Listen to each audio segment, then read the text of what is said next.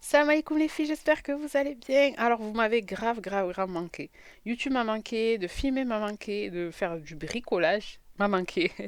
Donc je reviens avec ce beau fauteuil à rénover. Alors c'est un fauteuil très ancien, de Louis, je ne sais combien. J'ai pas fait de recherche pour vous dire.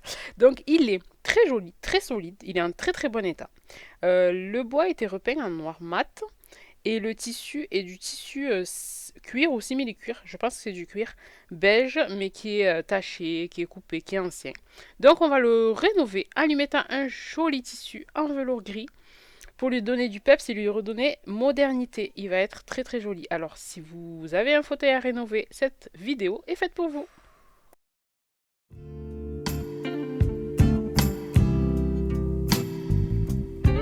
Allez, on commence la restauration du coup avec le dossier. Donc pour cela, vous aurez besoin de tissu, d'agrafes et d'une agrafeuse. Ici, j'utilise l'électrique de chez Lidl. Donc j'ai déjà coupé mon tissu. Donc j'ai déjà découpé le tissu aux bonnes dimensions. J'avais un coupon de tissu, donc j'ai mesuré chaque bout de tissu qu'il me fallait et je les ai déjà découpés. Donc là, je commence avec le dossier comme je vous ai dit. Donc je vais d'abord commencer par une petite pliure en haut de 1 cm à peu près, comme un ourlet, que je vais agrafer.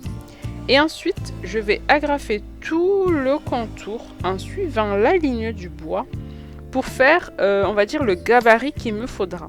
Donc, je plie pas le tissu, j'agrafe tout le long avant de le découper. Donc, je vous montre. Donc, alors désolé si j'explique pas bien, mais bon, vous voyez les images, donc du coup, vous comprenez mieux ce que je raconte. Donc comme je disais, j'agrafe vraiment tout le long. Vous suivez la ligne du bois. C'est très minutieux, vraiment il faut le faire. Alors ce que je fais moi, c'est quand j'agrafe, j'appuie pas beaucoup pour que la grafe reste un peu sortie. Je veux pas qu'elle s'enfonce dans le bois. Vous comprendrez, pourquoi par la suite. Alors il est aussi important de bien tirer son tissu parce que en fait il faut pas qu'il y ait de pliure. Donc quand vous agrafez, vous tirez en même temps, un tout petit peu, il faut pas non plus qu'on voit les traits, mais voilà, vous tirez, vous agrafez. Vous faites des agrafes à tous les 5 à 10 cm à peu près, pas beaucoup, pour pas aussi galérer à les enlever quand on va commencer à les enlever. Allez, je vous laisse avec les images.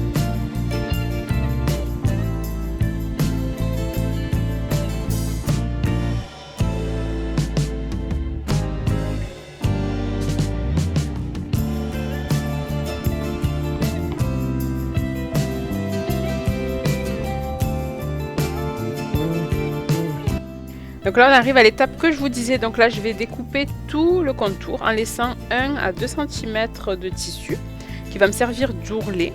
Donc voilà, là, je découpe tout le tour petit à petit et j'enlève la première agrafe qui donc n'était pas bien enfoncée. Donc je l'enlève. Ensuite, je plie mon tissu comme au début et j'agrafe. Donc je fais doucement. Je plie, j'agrafe, je plie, j'agrafe. En fait, il faut pas essayer d'aller vite parce que sinon ça va pas être joli. Mais voilà. Ensuite, vous essayez, bien sûr, on va toucher le bois, donc on va l'abîmer. Donc c'est pas grave, il faudra prévoir d'avoir de la peinture de secours pour faire les petites retouches à faire. C'est pas bien grave. Ne faites pas attention à ce que vous abîmez parce que sinon vous n'allez pas bien travailler en fait. Il faut vraiment être à l'aise quand on le fait. Donc voilà, comme je vous dis, vous pliez, vous agrafez tout doucement, on prend son temps, on fait ça bien, on essaie de faire un travail propre en suivant la ligne du bois. Donc je plie, donc ça sera pas la même épaisseur bien sûr partout de tissu parce que là, quand on tourne à la courbe en fait, du coup on a plus de tissu que prévu.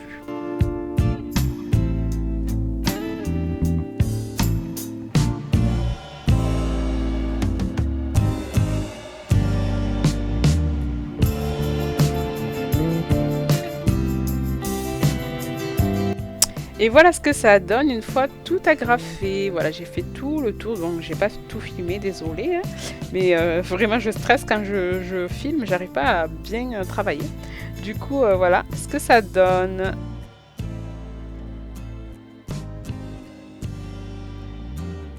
Allez, on passe maintenant à l'assise. Donc, dans le même principe, j'ai découpé le coupon qu'il me fallait en laissant une grosse marge. Donc, je le place à l'endroit.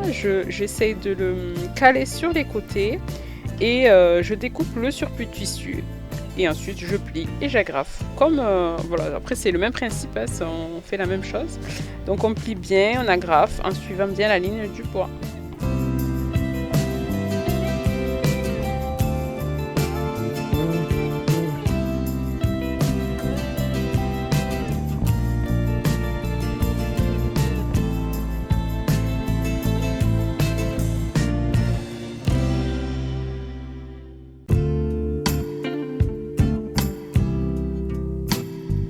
Quand on arrive dans les côtés, on prend son temps de faire des jolies pliures, de ne pas mettre trop d'épaisseur de tissu, sinon c'est pas très joli. Voilà, vraiment, moi je pense que le maître mot c'est de prendre son temps. En fait, il faut vraiment faire ça doucement.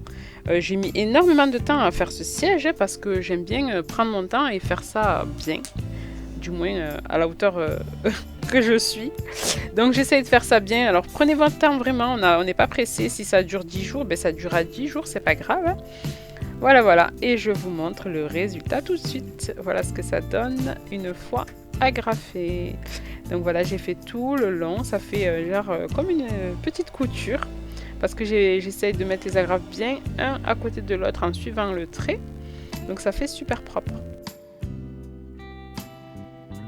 Allez, on arrive maintenant aux accoudoirs. Alors vraiment, les accoudoirs c'est le plus difficile. Vraiment, alors là c'est alors je dis qu'il faut prendre son temps, mais alors sur les accoudoirs vraiment il faut vraiment prendre son temps. Alors, je place mon tissu, j'essaie de bien le caler devant. Ensuite je le tire derrière, je vois si c'est bien placé. Si c'est pas bien placé, je le déplace. Vraiment, prenez votre temps, moi je vous le dis, sinon vous allez perdre du tissu et ça va pas être joli. Donc si je vous dis ça, c'est en connaissance de cause parce que ça m'est arrivé en fait. Donc voilà, donc je le retourne. Je vais le retourner pour agrafer en fait sur le côté en suivant la ligne des agrafes qu'il y avait déjà. Alors ce qu'il faut faire en fait, c'est vraiment suivre comment le fauteuil était à la base, comment il a été fait. Donc là où il y a des agrafes, je mets des agrafes, là où il n'y en a pas, j'en mets pas. Donc quand il y a une pliure, j'essaie de faire la même pliure, j'essaie de mettre les agrafes là où il y en avait vraiment. Il faut suivre le travail de pro, voilà. Et comme ils ont fait, il faut le refaire. Alors, je sais pas si je parle très français, mais j'essaie de vous expliquer avec mes mots. C'est très difficile de mettre des mots sur ce qu'on veut dire en fait. Donc voilà, alors j'espère que vous comprendrez vraiment ce que je veux dire. Donc ensuite là, je suis la pliure qu'il y avait en dessous de l'accoudoir. Parce qu'ils ont mis deux tissus. Ils ont mis le premier tissu, ils ont agrafé tout le long. Donc comme vous voyez là, comme je suis en train de faire. Ensuite, je vous ai pas montré la fin, mais j'ai ensuite fait le bout de l'accoudoir. Là, vous voyez, là, il y a des pliures. Donc, j'ai tiré mon tissu et j'ai plié. Et je vous ai pas montré. Donc, j'ai pas filmé quand j'ai agrafé, mais voilà. J'ai plié, j'ai agrafé, ensuite j'ai découpé mon tissu. Voilà, tout simplement. Donc là, ensuite, on va passer, donc comme je vous disais, ils avaient mis deux tissus. Donc, le premier, ils l'ont agrafé, ensuite, ils ont coupé. Donc, c'est ce que j'ai fait. Et là, je vais vous expliquer comment faire une pliure.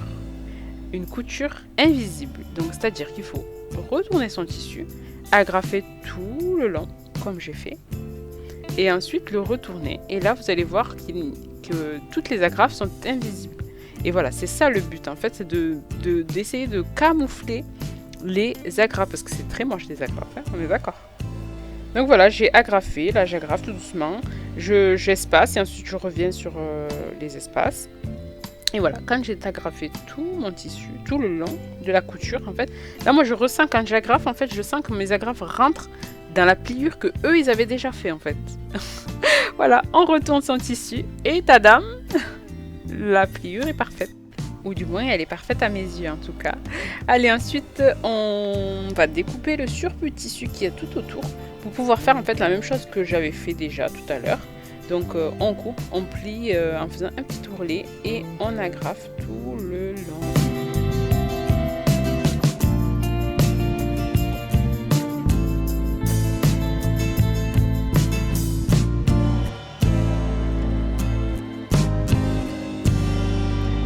Alors je vais insister sur le fait qu'il faut tirer son tissu.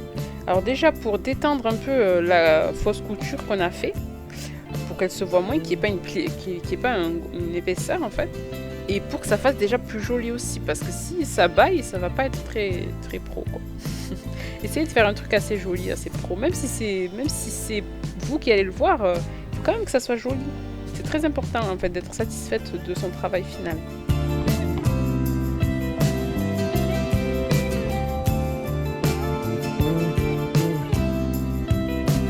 Et voilà, je vous montre de plus près ce que ça donne une fois tout agrafé.